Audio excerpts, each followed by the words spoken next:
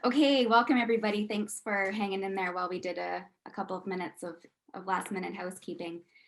I want to welcome you all to today's webinar, International Opportunities and Responsibilities for the Canada Water Agency. And happy International Women's Day to all of our accomplished women panelists, all of my colleagues, and all of the amazing women participating today. Thank you so much for joining us and marking this day with us. My name is Stephanie Merrill, and I'm a knowledge mobilization specialist with the Global Water Futures program based at the University of Saskatchewan. Today's event is being convened by Global Water Futures and is a continuation of our work through the Water Security for Canadians initiative.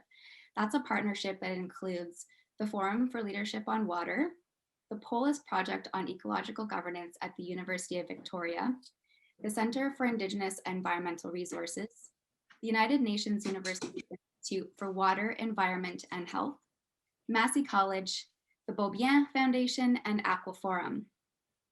For those of you who may be new to Global Water Futures work, a short introduction.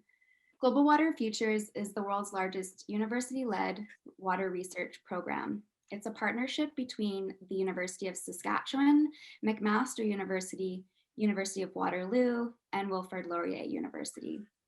We're at the halfway mark of a 7-year program to advance the science needed to better forecast, prepare for, and manage water futures in the face of dramatically increasing risks from climate change. Working with water practitioners, governments, industries, civil society, and Indigenous communities guides us and enables us to better connect our science and evidence into water programs, decisions, and policy developments. We're excited and optimistic at the opportunity before us, the opportunity to design a Canada Water Agency to be the leading agency that we need in order to modernize water governance and management mechanisms to ensure water security for all for future generations. We hope that you have engaged in the Government of Canada's consultations to date, and we're all looking forward to hearing from them on next steps. In the meantime, we're continuing the discussion today with a focus on strengthening Canada as an international role model and the opportunities that lie ahead in the export of talent, science, tools, and technology, with the agency poised to champion Canada's water expertise around the world. And we have some fantastic guests today who will speak to these opportunities and responsibilities. Some quick logistics. The webinar will be 90 minutes long. And if you haven't found them already, you can listen in French by clicking the interpretation icon in the toolbar and also choose closed captioning in English in the toolbar. We're recording in both languages and we'll share with everybody after the event. Please use the dedicated Q&A function to submit your questions, and we hope to be able to draw on these to our guests later in the program. I want to officially begin by acknowledging that we're all participating today from traditional territories across the First People of this country and others. I'm in my home province of New Brunswick, outside the Fredericton area, which is on the unceded territory of the Wolastoqiyik Nations of the Wolastoq, otherwise known as the St. John River. I ask you to take a moment to please acknowledge with yourself the territory from which you are participating.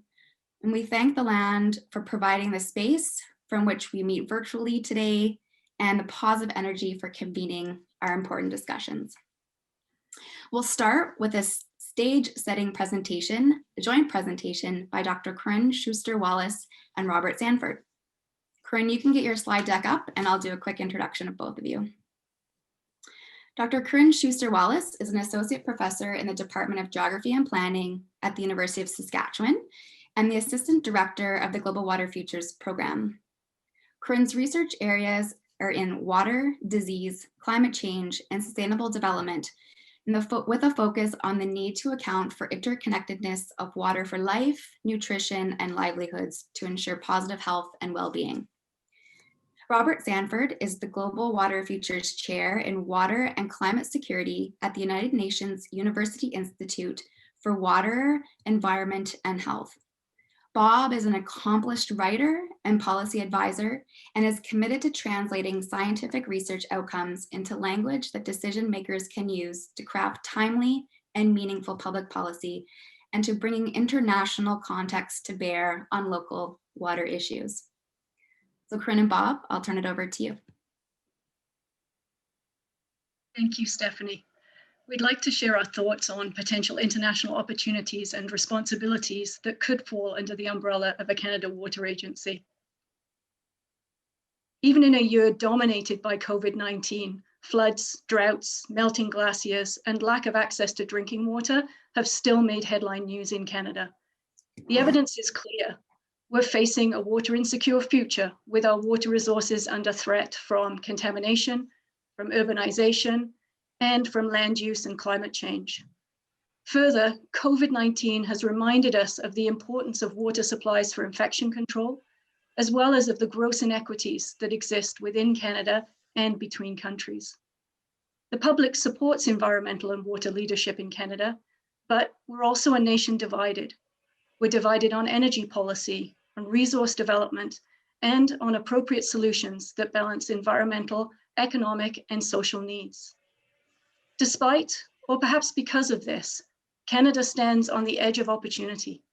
This opportunity for federal coordination and leadership and shared nations governance on water can move us towards managing Canada's water resources in a sustainable and equitable manner. It has the potential to benefit people living in Canada in ways beyond just living in a water secure country, as if that isn't enough. It also represents an opportunity for investment as part of a post-pandemic recovery plan. People around the world are calling on governments to build back greener. But in Canada, we have an opportunity to build back bluer with water central to sustainability plans. The bottom line is that these challenges, climate change, an increase in water-related climate disasters, biodiversity loss, fragmented water governance, and unresolved and uncharacterized Indigenous water rights, represent an opportunity to drive innovation in research, technology, management, and regulation. Global Water Futures, as Stephanie introduced, is one of many Canadian examples that demonstrates the capacity, creativity, and potential that Canada has with respect to water leadership. A Canada First Research Excellence Fund program between the 4 core partner universities and the many user groups and communities, Global Water Futures bridges current and future water challenges, it bridges research policy and practice, and it bridges Canada international partnerships, whether between countries or with international organizations. In getting our house in order, we can provide knowledge, expertise, and processes for other parts of the world. For a start, though, we can aim now for what constitutes effective 21st century national water policy. Through a Canada Water Agency, Canada can proactively address the kinds of new and intensifying water challenges we know will demand new approaches to freshwater management for the rest of this century. Good models also exist to help us, perhaps because of the relatively reduced influence of the fossil fuel sector in Europe as a whole. The European Union Water Framework Directive has possibly become the best example to which the world can turn in terms of the development of effective 21st century national and transnational water policy.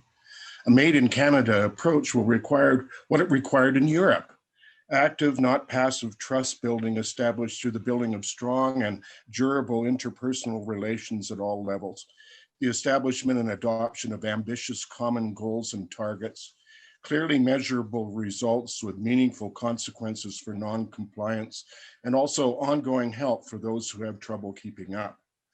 It also requires being innovative and courageous in our legislation. Wales took a bold step several years ago of legislating improvement in social, economic, environmental, and cultural well-being in their Well-Being of Future Generations Act. Just last week, the EU Trade Commission announced its intent to support transition to a climate-neutral economy and responsible and sustainable value chains. Enabling water solutions can save Canada billions of dollars by preventing damage to infrastructure and ecosystems and reducing disaster payments. The federal government can carefully target existing expenditures and realize new efficiencies between federal departments with water portfolios to financially support changes to a modernized Canada Water Act. Water solutions will make our industries, communities, and the places we live more resilient and less vulnerable to climate change, and will make Canada shine on the global stage by showing the world how to build lasting water security in an increasingly uncertain world. Domestically and internationally, water is a powerful lever for achieving the Sustainable Development Goals. It underpins environmental integrity, social development and resilience, and economic activity.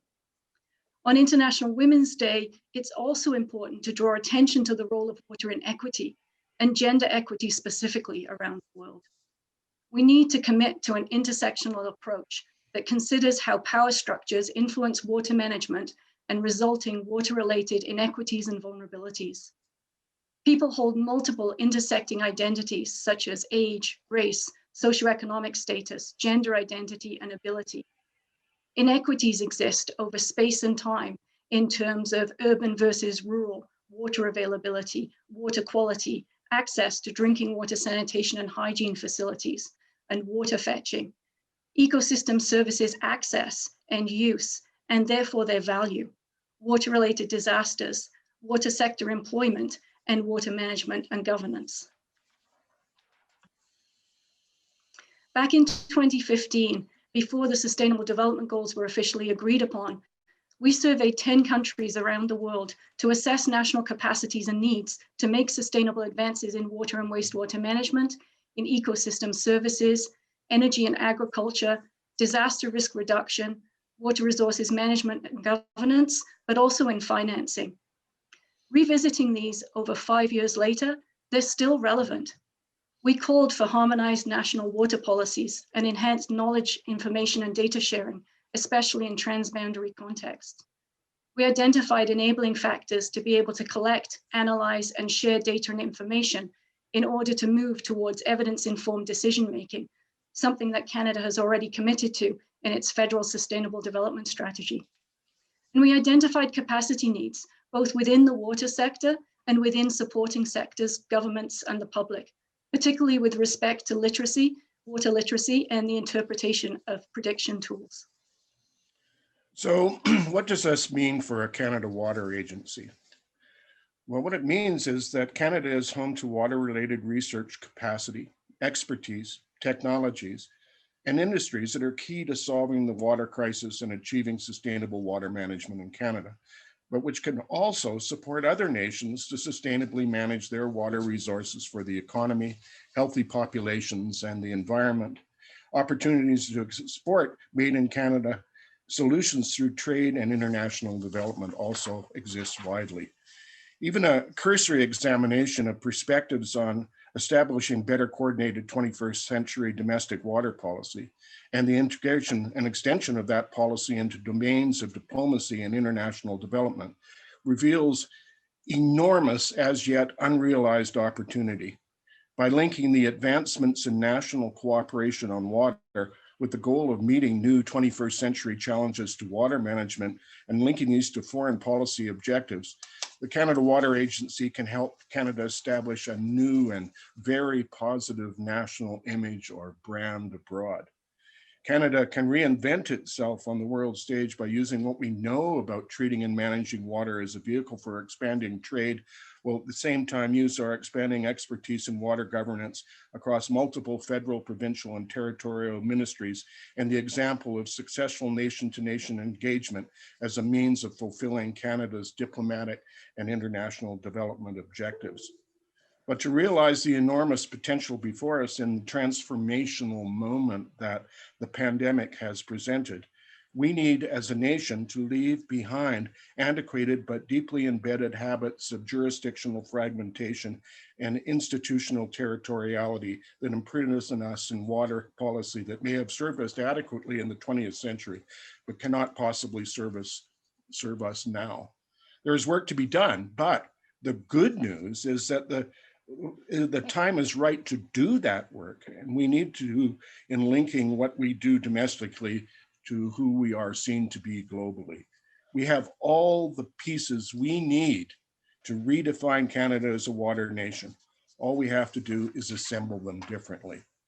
We also need to face the reality that COVID-19 has derailed progress toward the SDGs while offering an opportunity to pivot economic stimulus investments toward green and blue growth. In Canada, we have an opportunity to better link the water goal, 6, with the ocean goal, 14, climate action, 13, equality, 5, and as well as food and energy, SDGs 2 and 7. In 2018, UN member states committed to a decade of action on water for sustainable development to accelerate progress toward water-related SDG targets. The decade calls for sustainable development, integrated management of water resources for society, economy, environment, cooperation and partnership, and engagement of all stakeholders. We need to cultivate the huge strength and moral authority of the global UN system to achieve the goals of the decade and to help others do the same. To that end, we are pleased today to officially launch a Canada Water Decade portal to provide an opportunity for people in Canada to share resources, ideas, and solutions that they have enacted toward water sustainability, both in Canada and the rest of the world. There is huge opportunity here. All across this country, I've heard governments and private engineering firms proclaim respectively that they are world-class in terms of water governance and practice. We have groundbreaking initiatives such as the Collaborative Leadership Initiative that has brought together First Nations chiefs, mayors, and reeves for the first time in 150 years in Manitoba. We have a transboundary water management organization that is known all over the world and is 100 years old. So if we're world-class, why are we not world famous? Why are we not thought of as global leaders? Well, as it stands now, the institutional structures are not in place that will allow us to go that last half mile and achieve our goals. That said, the opportunity that is before us now is to get our water sector out of its silos and into the same running lane. What is needed is a carefully orchestrated flow of energies upward and outward from the water sector, focused on how much we know about and how much we respect water, and how valuable to others what we have to offer might be. Through water, Canada has an opportunity to create the same kind of virtuous circle domestically and internationally once established our reputation as global peacekeepers. The time, you may remember, when our reputation was such that young people put Canadian flags on their backpacks, even if they weren't Canadian. At present, we're not structured to close the virtuous circle linking domestic action and Canadian identity abroad on water, but we could be, and this is the moment to do it. Canadian participation in the current decade of action, Water for Sustainable Development, might at the right time be a perfect platform for announcing Canada's bold new intentions. So in conclusion, Corinne and I are of the view that the most immediate risk at the moment is that our society will lapse into some different but still functionally unaltered version of what we had before the pandemic, which would be a disaster leading only to other disasters. The world won't be and shouldn't be the same again. Our interest should reside not in recreating the world we had, but rather in creating the world we want and the world we need to have if we are to perpetuate tolerable living conditions for ourselves and for the rest of life on this planet in the future.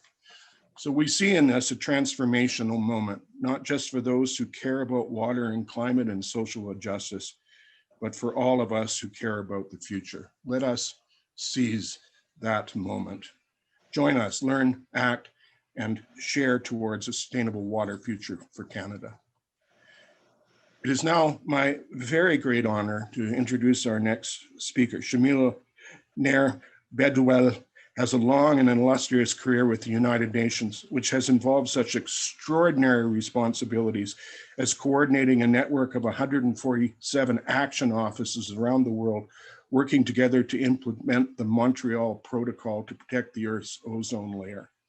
In April 2019, she became the Assistant Secretary General for Natural Sciences with UNESCO in Paris, where she is a strong advocate for enhancing the role of women in science and engineering. And amazingly, she has a soft spot in her heart for Saskatchewan. Shamila, the floor is yours.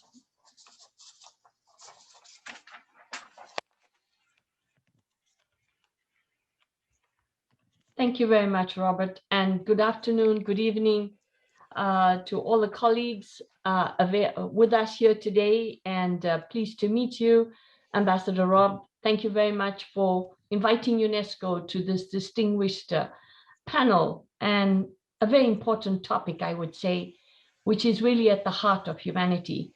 So thank you to the University of Saskatchewan, Global Water Futures. Thank you to the Government of Canada for associating UNESCO with this extremely important event. I would like to start off by something which is very dear to my heart, and that is the International Day for Women, as we celebrate it today. I was one of those women in the mountains of South Africa during the apartheid years that had to push water in drums from one village to another so that my family could have access to water. So coming back to International Day for Women, this is a very auspicious occasion that Canada has chosen to discuss what could the Canada Water Agency do for the world and for women and girls. Girls spend over 200 million hours a day fetching water, while they should be in school, studying, educating, to ensure that no one is left behind.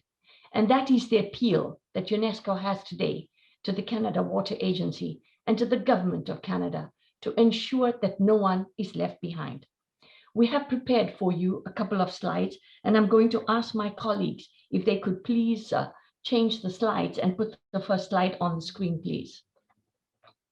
My colleagues from UNESCO, could you please share the first slide? Thank you.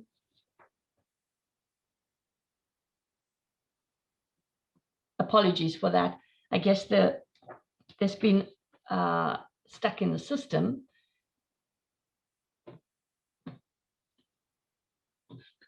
Meryl, maybe you'll be able to share it. Thank you.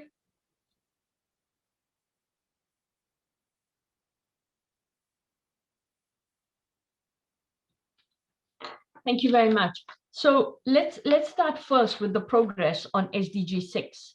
And I think it is alarmingly off track. We today have 2.2 billion people around the world who still lack safe water and sanitation, 785 million without basic drinking water. The population using safely managed sanitation services has increased from 28% in 2000 to 45% in 2017.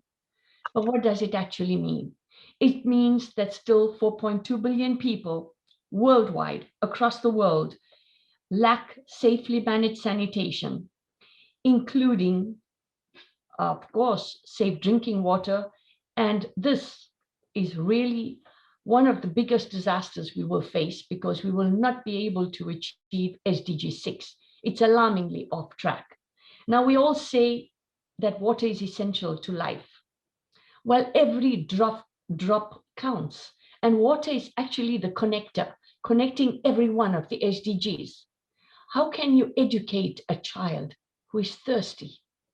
And this is where our journey begins with all of you. And this is the message UNESCO would like to pass to the Canada Water Agency. Next slide, please. Thank you. So as I have just said, water really connects all of us, and it is really at the center of the SDGs and other related agendas. UNESCO also produces the World Water Development Report. And in 2020, the report was that water is the climate connector, allowing for greater collaboration and coordination again across the majority of the targets for sustainable development. Climate change, the Paris Agreement, the disaster risk reduction framework, such as the Sendai framework. So therefore, streamlining water, as you would see here in the circle, which depicts all of the SDGs, streamlining water into global climate sustainable development and disaster risk reduction processes is really a very important means of connecting the climate change issues, the impact of climate change on all the other SDGs. And this is extremely important to blend the insights, the perspectives, and the financial mechanisms through the water perspective. And this would be mutually beneficial, increase cost effectiveness, and help ensure that respective choices do not undermine or inadvertently heighten risk factors for other of the SDGs. So what can UNESCO offer in this partnership? And why is the partnership with Canada so important for UNESCO? Next slide, please, dear colleagues. Next slide, please. I would like to share with you a program which has been developed over more than 70 years since the birth of UNESCO. As you all know, UNESCO came to be after the ravages of the Second World War to promote peace in the minds of men and women through the education, culture, science, and communication. A very important program was set up already in 1946, and that is promoting water cooperation between nations to promote peace. An important program of UNESCO is the science and the natural sciences. To ensure that no one is left behind, we need to ensure that everyone has access to science, technology, and innovation. Well, the Intergovernmental Hydrological Program has at its heart promoting the science of water, innovation, modeling, and access to the latest science, technology, and innovation to enable water specialists and water professionals at different levels across the world to acquire the necessary competencies and skills to be able to advise their countries and governments on how to manage water effectively for a water secure world. And hence UNESCO is delighted to join in this initiative and really encourages and congratulates the government of Canada in promoting the Canada Water Agency. I would like to go to the next slide, please. So as an intergovernmental body, what does it comprise of? The UNESCO water family is enormous. It covers 193 member states.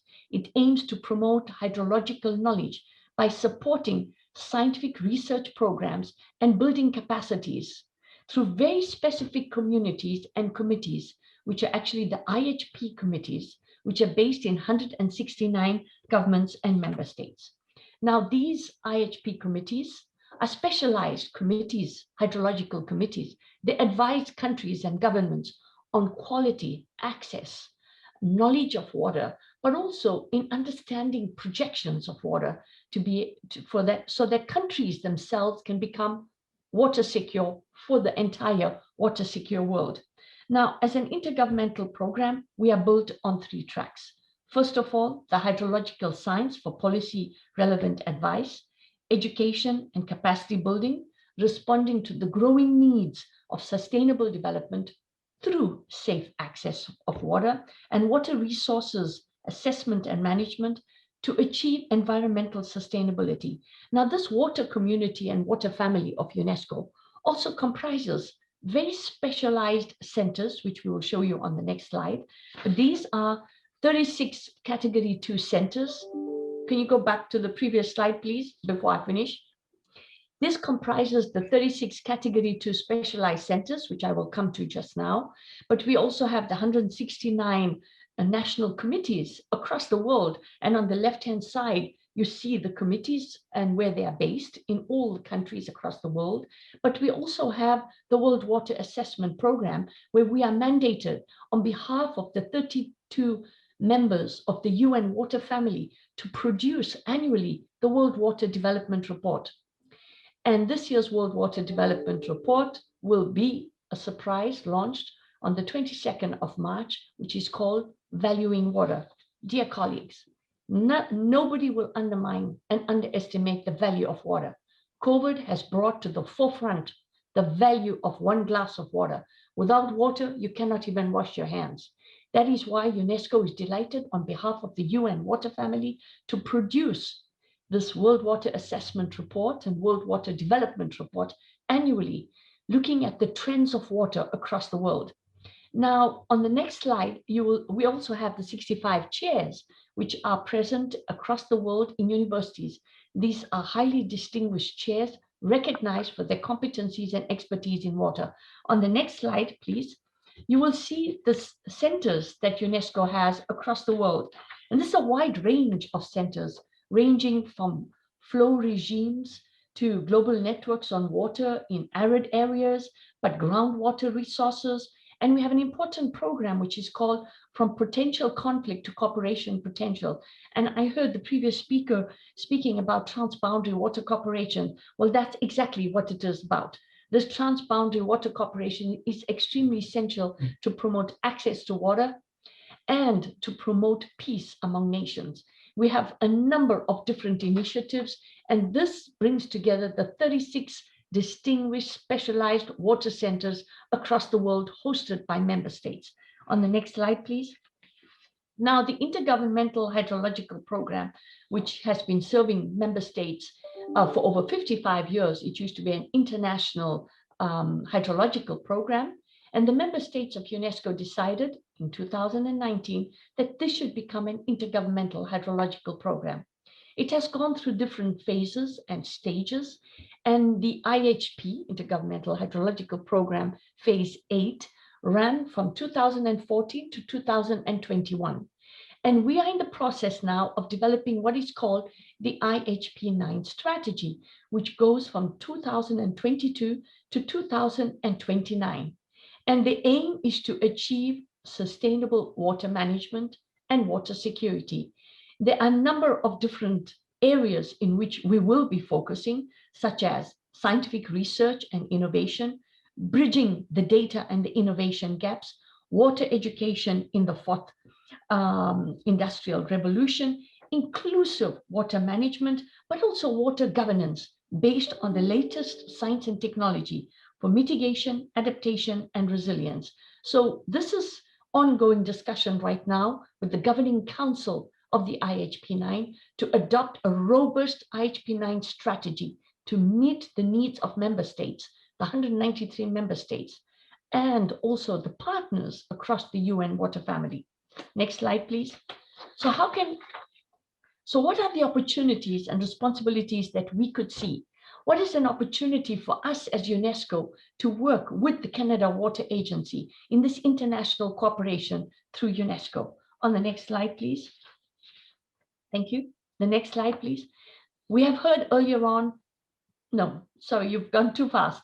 We have heard earlier on that the SDG 6 is largely off track. Well, a new framework has been launched, and this is called the SDG 6 Accelerator Framework, launched in New York. This framework brings together all of the UN family to be able to deliver as one and to ensure that every agency is able to use its expertise and to contribute to the SDG 6 Global Accelerator Framework. UNESCO will contribute through the data and information. UNESCO Water Families, of course, is a key partner in this, contributing also to innovation, to good governance, but we will provide significant contribution to capacity development to all of the UNESCO water family.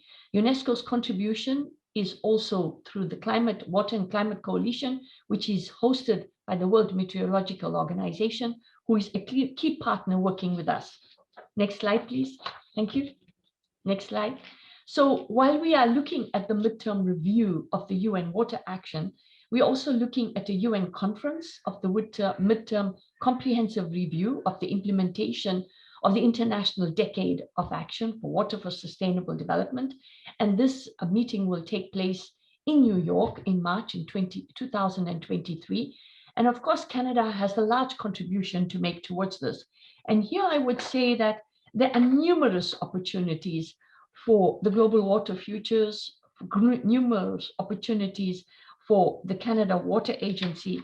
And we believe that through the next slide, we'll go into some details of how we could see this partnership in action.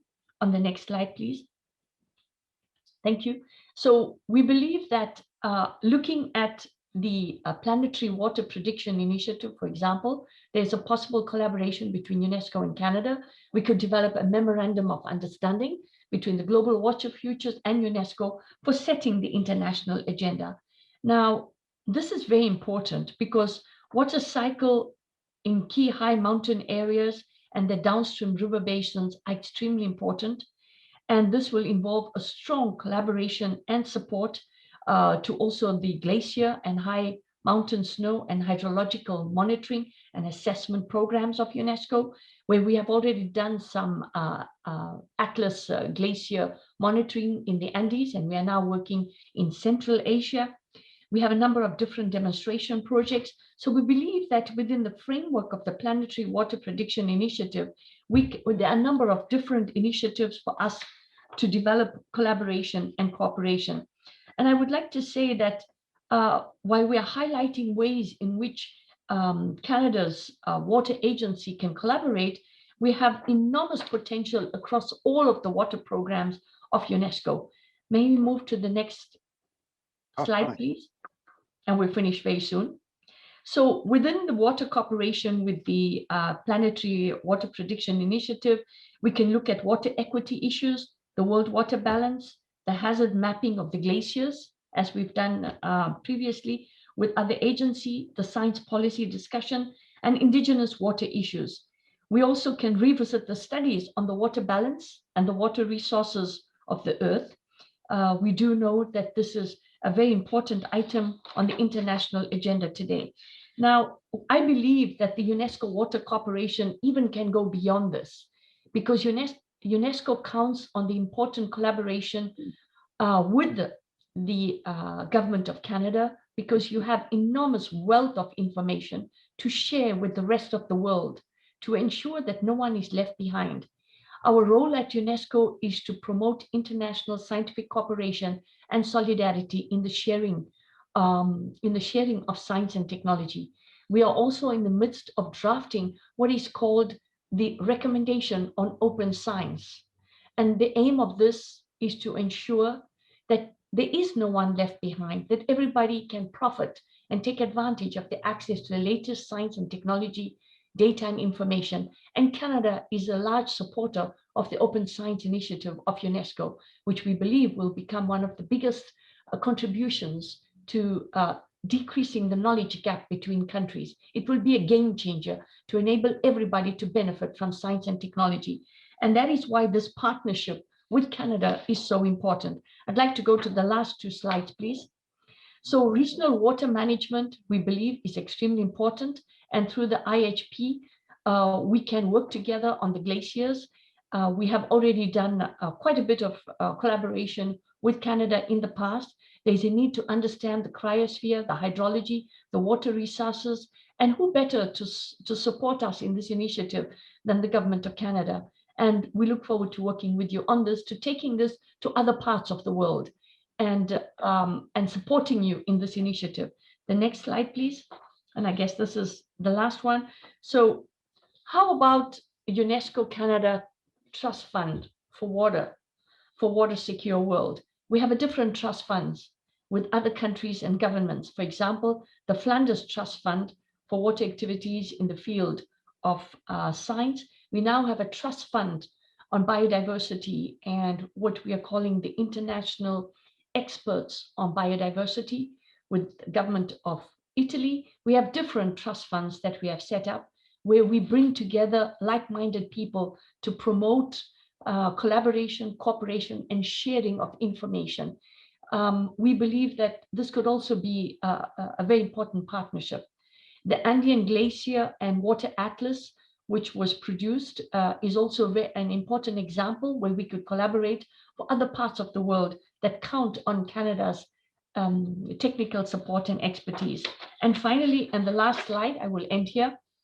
So the joint venture that we look forward to, we have had a number of different international water conferences at UNESCO with several hundreds of people participating and ministers from across the world, promoting science policy outreach event by UNESCO and Canada. Could also be an important event in early warning systems, the role of mountains, and the importance of sharing scientific information. So dear colleagues and Ambassador Ray, I do believe that there's important initiatives for us to build on. There are a number of different areas in which we could collaborate and we can work together to promote the water secure world. Given the expertise maintained by Canada, by its various institutions, we look forward to working with you to enabling that we can contribute to a water secure world for every child across the world. And that is my plea and my wish to you. Having lived in areas which were completely water insecure throughout my childhood, this is my appeal to all of you today on International Women's Day. Let's ensure that those women who spend 200 million hours a day fetching water now have access to science and education so that they can be part of the global world and a global change for water. Thank you very much.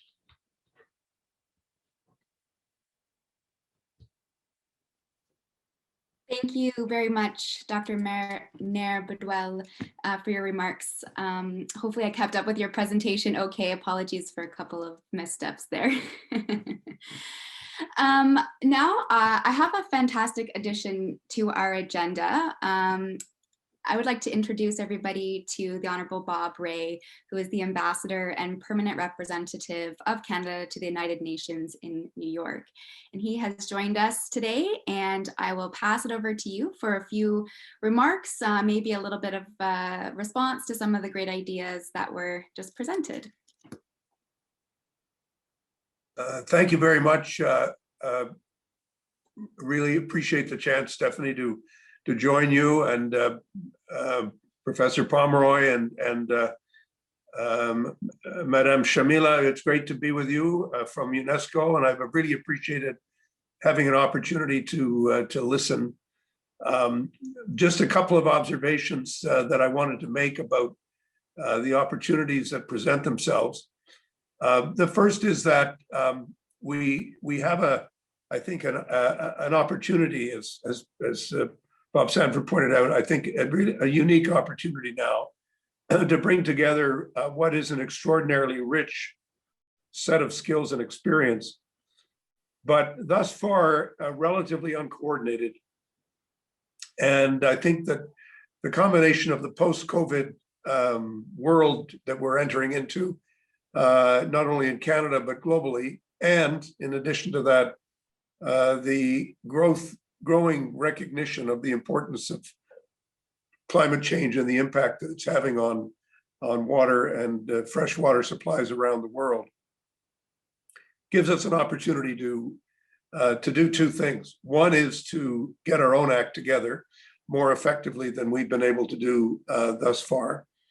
And I think we have to recognize that the richness of our skill set in our universities, in our cities, in Indigenous communities, within provincial jurisdiction, is not sufficiently coordinated to allow us to do the best job we could internally. And it's certainly true with respect to the challenge we face globally. And here I want to be so bold as to suggest that the federal government has to, in cooperation with the provinces, not sort of waiting for that to happen, but as we do that, I think we can much more effectively engage with the global community on what is going to be an ever-increasing crisis and challenge. I think we all recognize that COVID has accelerated, or if you like, decelerated the attainment of the Sustainable Development Goals. It's knocked us badly off course, not just with respect to one or two of the goals, but with respect to all of them. Mm-hmm. And this is going to be a challenge for the entire UN system and for all the countries that are part of it. So I don't really think we have much alternative when you consider the domestic challenges that we're facing, and when you put that together with the global challenges we're facing, to at one and the same time coordinate better what we're doing in Canada, and then to be able to engage much more effectively at the global level. Even in my brief time so far as ambassador at the UN, I've had several meetings with individual ambassadors and with UN agencies on the question of what more could Canada do on issues of water management as it relates to international development, and as it relates as well to the increase in conflict because of fights over water. I've ventured to say to some of my interlocutors to say, well, actually, we have experience on this. We've developed international regimes on managing international waterways, both in British Columbia, in Manitoba, Saskatchewan, Alberta, as well as in Ontario and Quebec with the St. Lawrence agreements. And we've also launched in the last 5 years a broad national effort to ensure that we have safe water supplies for the Indigenous people who are living in Canada. And that remains a central challenge, which I think we've come to understand how these things are all connected to governance, connected to training, and connected to effective self-government. So we have a lot to learn, and we have a lot to teach and a lot to share. And I think the most effective way we can do that is by creating a water agency that can play an important coordinating role in our national life. So I really appreciate the opportunity to join with you today. Congratulate you for the organization. I very much appreciated the interventions from others. I think the idea of coordinating and working in cooperation with UNESCO is a very good one. And I look forward to hearing of the results of this great conference. Thank you very much for the opportunity. Thank you. Thank you so much for joining us and your remarks today. Very much appreciated by everybody attending. We are going to move on to the panel discussion portion of the agenda. We have 4 fantastic guests that will be chaired by Dr. Tom Axworthy. And we'll focus a little bit on digging a bit deeper on some of these opportunities that can be realized. So I'll just do a quick introduction to all of the panelists in the next section, a very quick introduction, and their more fulsome bios will be posted to the event page after the event, along with the recordings. So Dr. Axworthy has a distinguished career in government, academia, and philanthropy, and is currently the chair of public policy at Massey College. Water policy has been a consistent theme throughout his career in both the Prime Minister's office and as Secretary General of the Interaction Council, and as president of the Gordon Foundation. Our panelists include Dr. John Pomeroy, who holds the Canada Research Chair in Water Resources and Climate Change, and is a distinguished professor at the University of Saskatchewan, where he directs the Global Water Futures program. Dr. Trish Stadnik is an associate professor at the University of Calgary and a Tier 2 Canada Research Chair in Hydraulic Modeling and a 2020 Killam Emerging Leader Laureate. Dr. Stephen Stanley is Senior Vice President of Commercial Services with EPCOR Utilities, which builds, owns, and operates electrical, natural gas, and water and wastewater utility systems in Canada and the United States. And Dr. Jiraj Pradhanaga is an assistant professor of hydrometeorology at the Tribhuvan University in Nepal and president of 2 nonprofit organizations, the Small Earth Nepal and the Center of Research for Environment, Energy, and Water.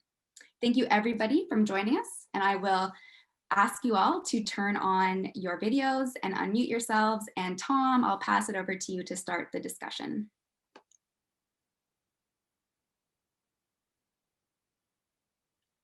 You have to allow me to get back on the video.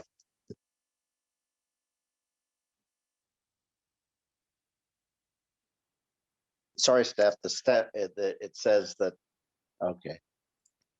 There you go. Is that on now? Good. All right, thank you. There you are. Well, oh, fine.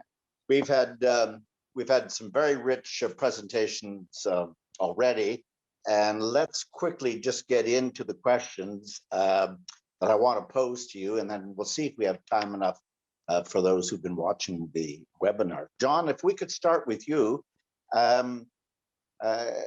Canada has been ranked being among the top 10 nations in terms of water expertise at universities, and certainly Global Water Futures would lead that pack.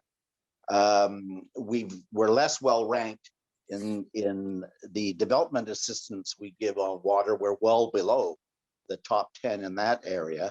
So I want to ask you, how can the Canada Water Agency help in the very bold agendas that have just been outlaid from UNESCO and others? I know that you head up a prediction unit, have done extensive work with our Indigenous peoples. The International Joint Commission may have some lessons on process around conflict. Bob Ray talked about the expertise in Canada. How can we mobilize that to help in the decade of water? Oh, thank you for the question, Tom. And it's certainly very much my thought as I heard the exit remarks from Ambassador Ray and Dr. Bedouil. Canada has an interesting position right now. We have the largest freshwater research program in the world, led from universities, with over 1,000 students, postdocs, and professors working on the freshwater problems in Canada, and now starting to look at the world through the Planetary Water Prediction Initiative. We've developed models of water quantity that are being coupled to climate and to water quality and water management and economics and policy outcomes for a region the size of the European Union that had not been modeled before in this way. So we have also, through Global Water Futures, found new ways to work with Indigenous communities through co-development of research programs and co-management of these research programs. I am very hopeful that the Canada Water Agency, as it develops, will be able to take on some of this capacity and some of these ways of doing business and implement them in Canada. But they also have great potential for outside of the country. We have learned, and we're getting better at managing a federal structure for water management in Canada. The provinces have the water resource rights under our constitution, but our river basins and the water itself flows where it needs to down the rivers, and those are not following along provincial boundaries. We also have important unextinguished Indigenous rights to water and treaty rights to water that need to be at the table. As we develop these solutions, these can also be solutions that Canada can export around the world. We also have our tremendous history of the bilateral relationship with the United States that has been largely successful through the International Joint Commission, and talk about an idea that could be exported successfully. My predecessor, Howard Wheater, was on the arbitration panel for the Indus River between India and Pakistan. And you could ever imagine a place where a joint commission on management of a river would be useful. If we can do it for the Great Lakes, if they can do it for the Indus, that's a tremendous advancement for that part of the world, as an example. The convening role of water allows Canada to come in. So we have vast amounts of water, and we export virtual water through our food exports around the world. And this is likely to increase with time. But if we can start then to export our expertise on modeling, our expertise in governance, our ability to address the UN Declaration of the Rights of Indigenous People in our water management as we move forward. If these are real accomplishments, and I'm hopeful that they will be under the Canada Water Agency, then this is something that the world needs. We are all facing the ravages of climate change in this century, and the impacts of climate change will be manifest through the water system. And this is something Canada, as custodian to a vast amount of the world's water, will be dealing with itself, and something that we can help other countries deal with as well. Thank you. Thank you, John. Tricia, to you, we've we've just heard that the world is seriously off track in accomplishing goal 6 of the SDGs. And one of the, even pre-COVID, one of the reasons that I examined on this is that in terms of data indicators, modeling, less than a majority of the countries were able to fulfill the data for those indicators. So data is a pretty important part in getting us back on track on goal 6. So I wonder, with your expertise in cold region modeling and the potential role of the Canada Water Agency, can Canada help fill that data gap that we already know exists around goal 6? Yeah, thanks for that question. Well, as we just saw, the UNESCO and United Nations both have a pretty strong focus on global water balance modeling and prediction. I think there's 2 ways of looking at data. There's observations, which obviously we need as many as we can get, but there is also a strategic focus that needs to be placed on modeling for 2 reasons. Number one, because there's many parts, such as in Canada, that are ungauged. A very large percentage of the Canadian landmass is either undergauged or not gauged at all. And Canada actually contributes 12% to the global water, global oceans in terms of freshwater discharge. And more than 60% of our waters drain north, and it's the north region that is critically undergauged in Canada. So modeling plays a key role there in understanding the change that's already happened. But also, observations aren't going to take us into the future. To look at what's happening in the future, we need to have modeling systems, and specifically advocating for, such as the Arctic Council, these integrated Earth system modeling platforms that reside at the intersections of many different kinds of science. We have to stop looking at it as disconnected, that there's a climate system and then a hydrologic system and then an ocean system, when in fact it's really just a global water balance. And we need models that are capable of going from top all the way full circle to bottom, if you will. This also affects our ability to look at sea ice and changes that will affect sovereignty and transportation across the north, which is critically important for our future in Canada, but also in the world. So does Canada have a role to play? Absolutely. It is actually our responsibility, in my opinion, with so much of our water contributing on a global stage. And I think we have an established history and track record of education and outreach. There's a lot of work that's going on already, interdisciplinary, between Canadian researchers and Global Water Futures and other groups, and international organizations such as the Swedish Meteorologic and Hydrologic Institute, to establish pan-Arctic models that are capable of looking at this full water cycle. And we are specialists in Canada here in cold regions modeling, looking at glaciers and snow and ice and frozen soils. And so we can contribute those innovations to these modeling platforms. And then those modeling platforms can be used to look at transboundary water and also the disproportionate impact of climate change on the north. And that is critically needed because of the integration of science and policy. That's the piece that I think we really need to focus on in moving forward, is how do we then take this very complex science and translate it into something that is actionable, meaningful, and that can contribute to the Sustainable Development Goals across all of those sectors that were very nicely shown, where water is underpinning everything. But of course, we have to understand that water cycle in order to look at how to move that into policy. The role that the Canada Water Agency can play is in helping with the education, the outreach, and supporting this data collection and unification and the quality control that's required for that data to be meaningful across different jurisdictions and boundaries. Thank you. Good, thank you, excellent.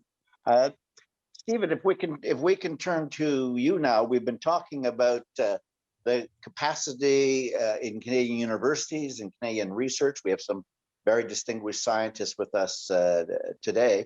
but also in the private sector, both in engineering services, in water technology. With those kinds of capacities in Canada, what is the role of the private sector in both working for a better water policy for Canada, but also making a contribution to the decade on water? Obviously, we go beyond universities and research, however important they are. Well, thank you, Tom, and it's a pleasure to be here today. I think we've heard, already about some of the opportunities in terms of our expertise and modeling and policy and so forth. But I think one of the largest opportunities, at least economic opportunities for Canadian companies or private sector, is in the field of kind of water infrastructure. As we see out there, there's really hundreds of billions of dollars needed in terms of treatment plants, piping infrastructure, and a rapidly growing area in terms of kind of stormwater management to address some of the climate change issues that are out there. And Canada has had some big players or has some success stories in that. We've got companies like Stantec that are a large engineering company that, with 22,000 employees that are now, in that top 5 kind of ranking in terms of water consulting. Even ourselves, we've invested over $2 billion outside of Canada in terms of water infrastructure. And then many of the pension funds, actually, Canadian pension funds, have been very involved in infrastructure investments around the world. So it's a big opportunity out there for I think, our expertise and knowledge. But I think it's really important to realize that it's a very competitive market too, though. And so when we're out there competing, we're competing against even much larger international utility companies that are there. So, really for us to be successful, I think there's a number of things that are required. And I think the Canadian Water Agency can help with that. So, first of all, I think for other countries or municipalities to be interested in the work, Canada needs to be seen as having kind of a leading framework in water management. So that helps sell our capabilities internationally. I think it's also really important that the regulatory requirements are similar to other leading countries in the world. So, if we're not having the same requirements in terms of wastewater treatment or water treatment requirements, we're not going to have that knowledge and expertise to be able to compete on an international basis. I think a third area that's pretty key, and I think the Canadian Water Agency can help, is this culture of innovation. So, we've talked about research, and I think, we've got a lot of those capabilities. I think there's a need, to further coordinate that, as we kind of heard from Ambassador Ray. We've got a lot of expertise, and again, how do we coordinate that expertise and sell that internationally? But I think one area that there's additional need is help to support the commercialization of the technology. So we're pretty good at developing things, but really there's a kind of gap right now, I think, between developing that research and how does that really get to commercialization, and how is that support available for it. And then finally, I think it's neat in that innovation is a supportive regulatory framework for some of this innovation. Often in the field we're in utilities, it's a very conservative approach. But I think there are ways to kind of look at how we can, bring in new technologies and do that in a very safe manner. And then the final thing I'd like to highlight is really, and again, I think that was highlighted by Ambassador Ray, is the need to coordinate our approach to the international water sector. We've got a lot of expertise. There's companies like ourselves and other ones that are all going out there and looking for opportunities on an international basis. But mostly we're off doing it ourselves. And I think we've got a lot of expertise, and really I think a major role the Canadian Water Agency could do is help coordinate our approach to that international market. Now, I could talk about a number of other things, but I think that those are kind of the key things I wanted to touch upon. And so I'll turn it back to you, Tom. Good. Well, thank you. And to complete our first round with the panel, Dheeraj everybody, I think, would be very interested to hear of the work that you're doing in Nepal. And I know you have some great relations with Canada, having studied here. What do you think that we've been talking with the Canada Water Agency and Canada in general? What does Canada have to offer countries like your own and NGOs like your own in trying to solve water problems? What is the basis for bilateral cooperation with Canada if we can persuade the Canada Water Agency to make it the international dimension a core capability? Thank you, Tom, for the question. And I'm glad that I'm a part of this interesting webinar. So, well, when considering what Canada offers, I think that it's open laboratory for studying water, as mentioned by others as well. It has world's leading scientists and researchers, and definitely it has centers of excellence on fundamental and applied research in the area of water, publicly available hydrometeorological data. That is not the case in many parts of the world. And during my time there, as you mentioned, I had a very wonderful connection in Canada because I had experience on learning cold region hydrological modeling, which I hadn't done here in Nepal. And with those, the packages of programs, I could learn research tools, including programming languages and some open source data tools, networking in Canada and beyond as well. And definitely, I was engaged with several academic as well as research programs. And as you asked that how I could connect my learning in Canada over here and connecting to development in water sector in Nepal, but I see that there are a lot of opportunities of collaborations. Especially, we have already started memorandum of understanding in between the University of Saskatchewan and Tribhuvan University in Nepal, along with the Small Earth Nepal, the NGO that I'm leading at present, and I'm also expanding that collaboration with CREW, that is mainly on research on water, energy, and environment. And we have Chris Devier, Praveen Rokaya, and myself, working on that, making it workable. And once this university to university collaboration is done, but I see that there is an opportunity for university to government collaboration as well. And we start with that. We have already several programs we have conducted recently. The first one was by John Pomeroy himself.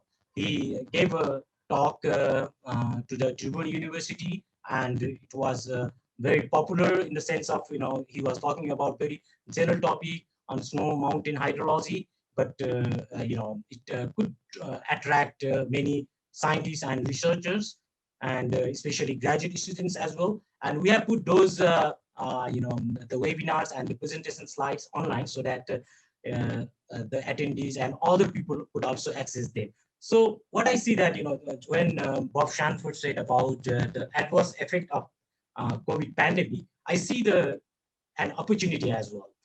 How I see that we could explore some of the tools, online tools, for example, this webinar, and this has brought all of us into a very smaller place. We can collaborate very easily. Earlier, it would have been very difficult, traveling from one place to another. So this has been continued, and last month only, one of the postdoctoral of John Pomeroy, Chris Mars, presented online about blowing snow concept in a Canadian hydrological model, which is very new in this part of the world, and many people have shown the interest, how they could be applied here, and it is very interesting. It is like a very, I feel very proud to mention that today is International Women's Day, and we have just announced one course from the Small Earth Nepal and Water Aid Nepal that we are going to organize Women in STEAM online course for recent graduates as well as young professionals working in water sector. And we have one of John's postdoctoral and PhD student, Dr. Kabir Rasooli, giving lecture, and I'm exploring more that how we could connect Center for Hydrology as well as Global Water Future with our organizations here in Nepal, Tribhuvan University, as well as other NGOs, so that these could be supporting for government's policy as well as the universities training and capacity building programs. Great. Well, I'm delighted that that cooperation is so well advanced.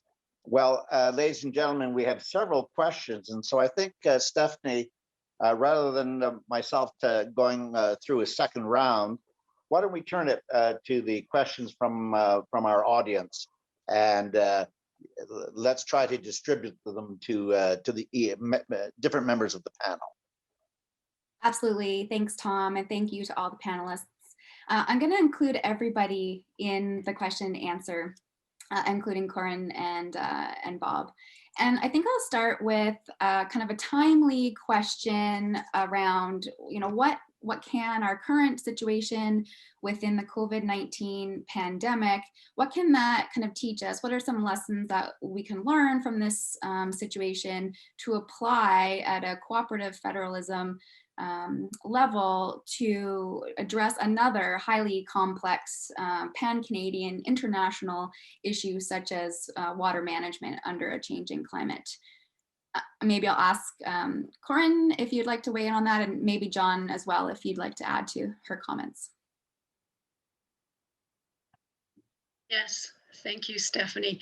I agree there are lessons to be learned for health, but also for other cross-jurisdictional issues from the COVID-19.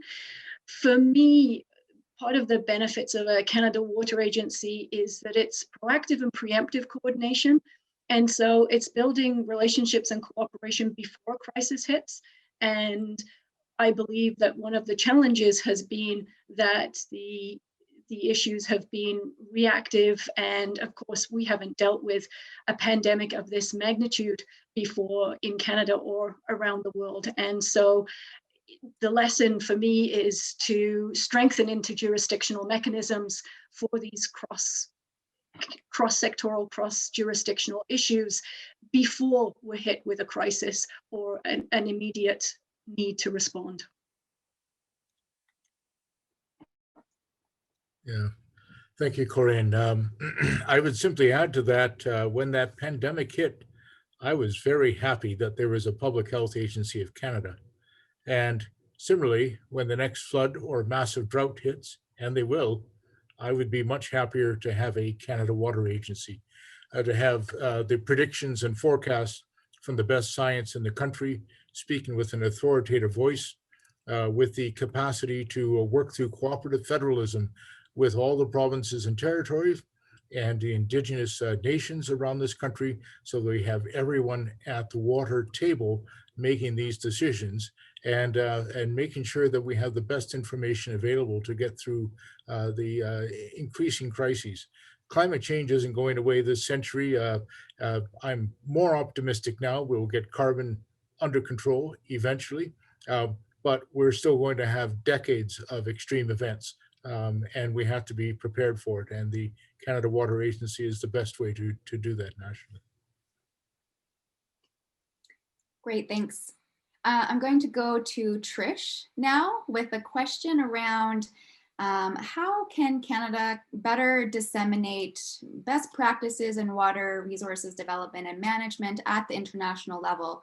I know some of your work in the EU has touched on translating modeling science into policy, and maybe you could speak to that a little bit. Yeah, sure. I think that's a great question. So, I mean, like everything that's being echoed right now, I think international cooperation is key. And superimposed on that is some thought, some more careful thought. Again, another lesson from the pandemic, understanding that there is an underlying mistrust in science sometimes, partly because of the way that we're selling it or marketing it. And I think if we did a better job as scientists in thinking about how to get it out there into policy. And so one example that you're referring to is the European Union Copernicus Climate Change Service project that I had the pleasure of representing Global Water Futures in. And we designed with some web developers a interactive website or interface to take some of my model simulations, such as the comparison between different climate change scenarios, as well as hydrographs under, so streamflow under regulation, current conditions in the Nelson River system, but also what those same stream flows would have looked like had that regulation never been built. And they helped me to visualize that data and make an interface that the general public could interact with.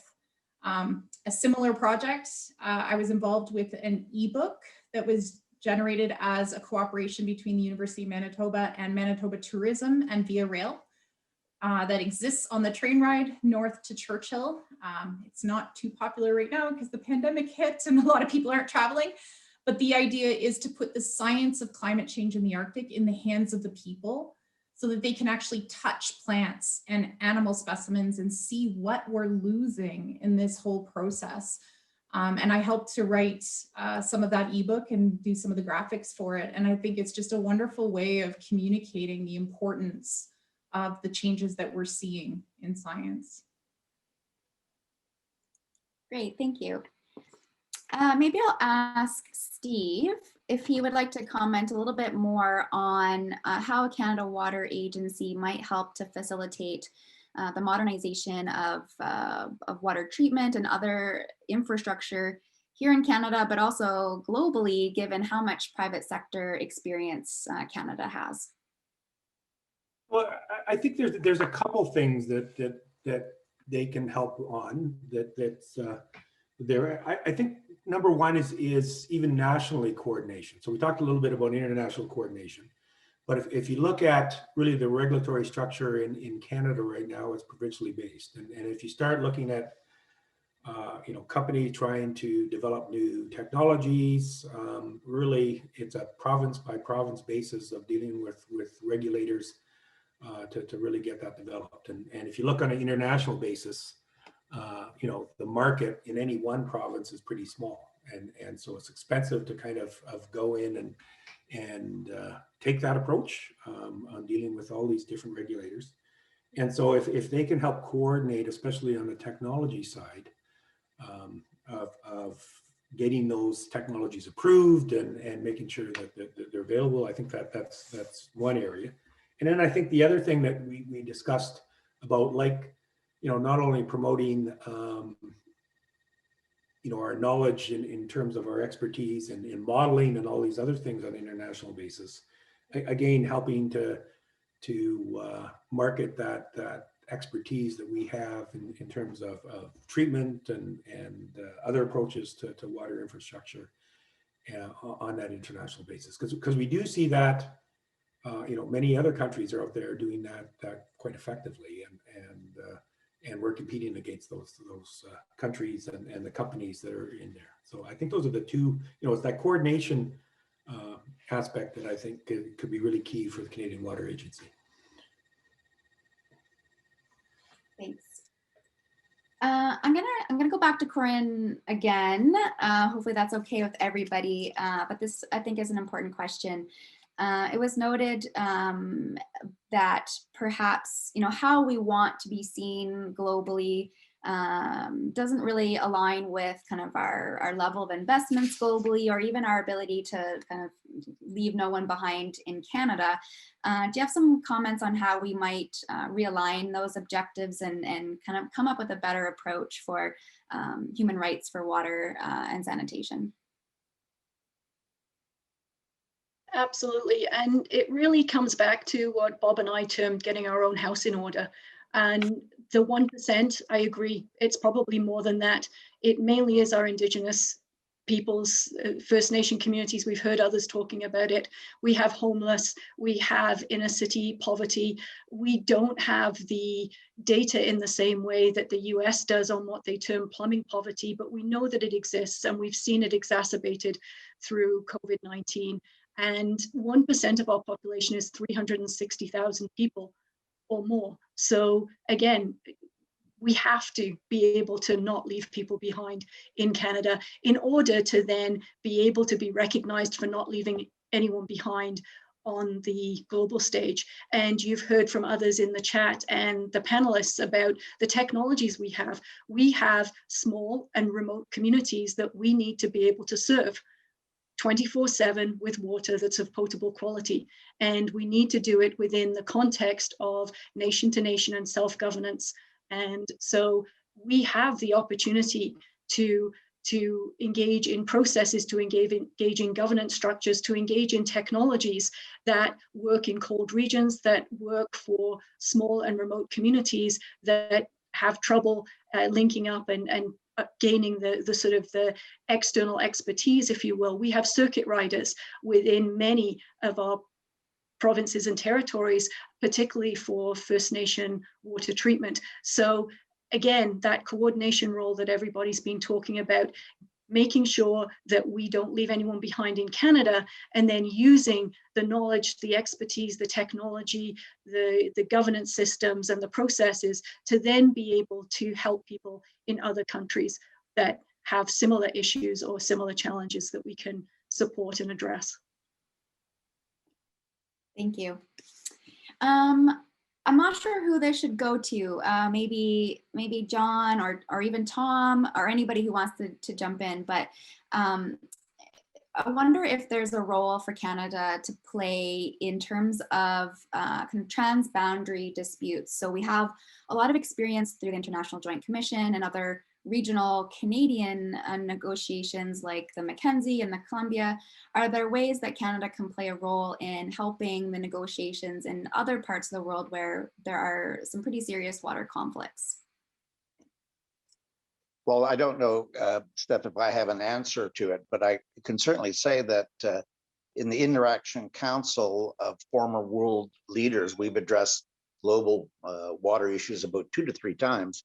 And always the number one question, there are 2 actually, questions that are addressed to the Canadian delegates are, how does the International Joint Commission work? How do you peacefully analyze and settle disputes around water, since there are such tremendous worries about water conflict? And so we have a century of being able to work things out with the superpower, and just also people consistently ask about Indigenous expertise in Canada, whether that will be part of the Canada Water Agency, and how that may work out in Canada, because of course Indigenous peoples across the globe are trying to fight for their rights. So I don't have any doubt that just as the Charter of Rights and Freedoms has become a document that Supreme Courts and others around the world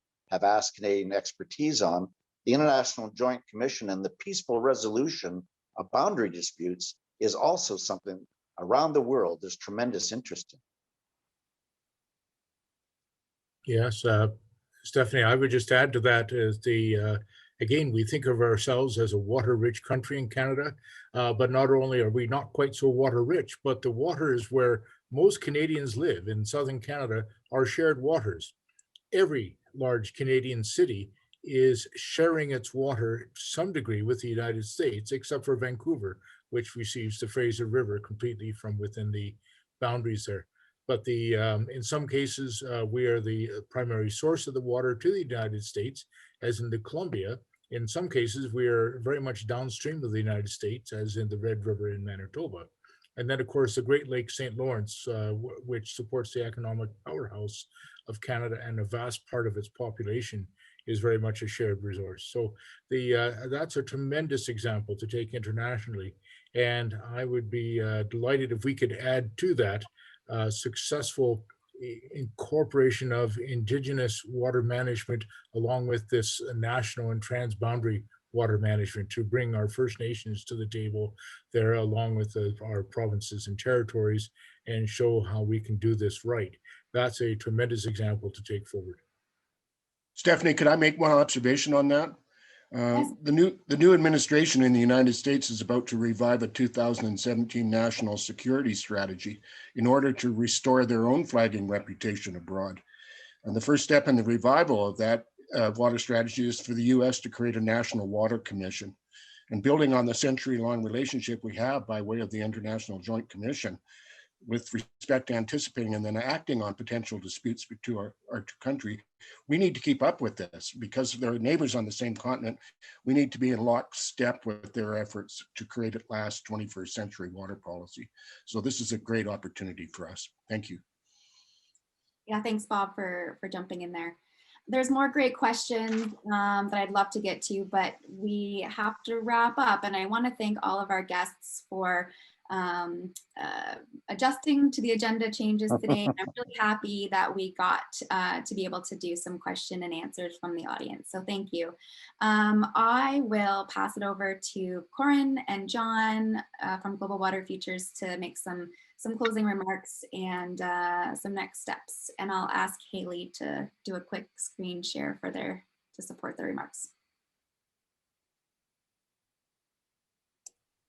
Okay, Corinne, why don't you start and I'll wrap up. I would just like to thank everybody for engaging in this conversation.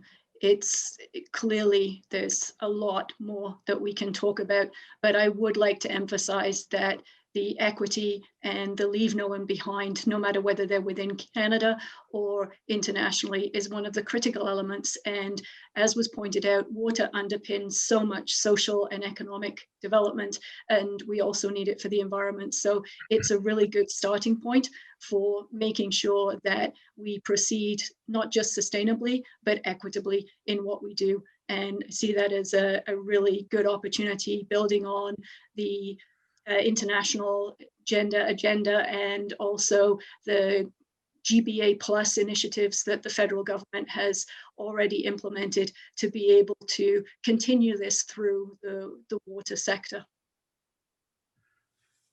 Yes, thank you, Corinne. And I want to thank all of our panelists and speakers for a absolutely delightful discussion. I think it advances Canada's thoughts on international dimension to the Canada Water Agency quite a bit.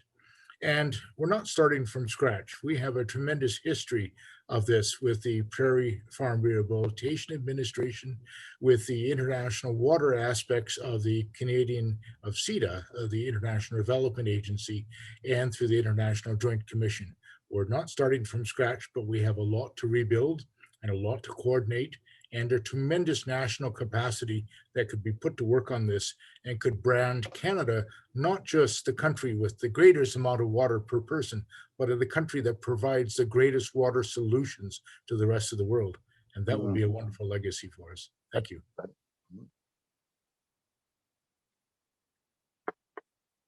And John, we have a few events coming up over the next few weeks. Do you want to touch on those and invite folks to participate?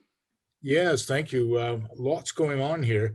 We have a Women in Water lecture for March 18th, and that is on valuing water in line with the UN World Water Day. We also, and that is in fact part of the Global Water Futures World Water Day celebrations. We also have World Water Day from Canmore, Alberta on valuing mountain water with Parliamentary Secretary for the Canadian Water Agency, Terry Duguid, Neil Mishra, Chief of Hydrological Systems and Water Scarcity at UNESCO, Berit Arhammer, who is professor with the Swedish Meteorological and Hydrological Institute and president of the International Association for Hydrological Sciences, myself and a few other people from Canmore. The mayor of Canmore, John Borman, will be there as well. So we look forward to that very much. And I want to remind everyone, Global Water Futures will be having its annual science meeting. This is an open science meeting, May 15th to 17th. It will be virtual this year, online. So we don't get to go to Waterloo, Ontario, which is a great shame, but we do get to see each other, at least on the screen, at least for one more year like this. And so May 15th to 17th, save the dates, and we will be developing that program and announcing it very soon. Thank you all so much for this fascinating and I hope useful discussion as Canada designs its water agency. Thank you. Thanks, everybody. Thanks for joining us. I'll be circulating the recording, so watch your email for that, and an invitation to these upcoming events as well. Hope you'll enjoy the rest of your day. Bye-bye.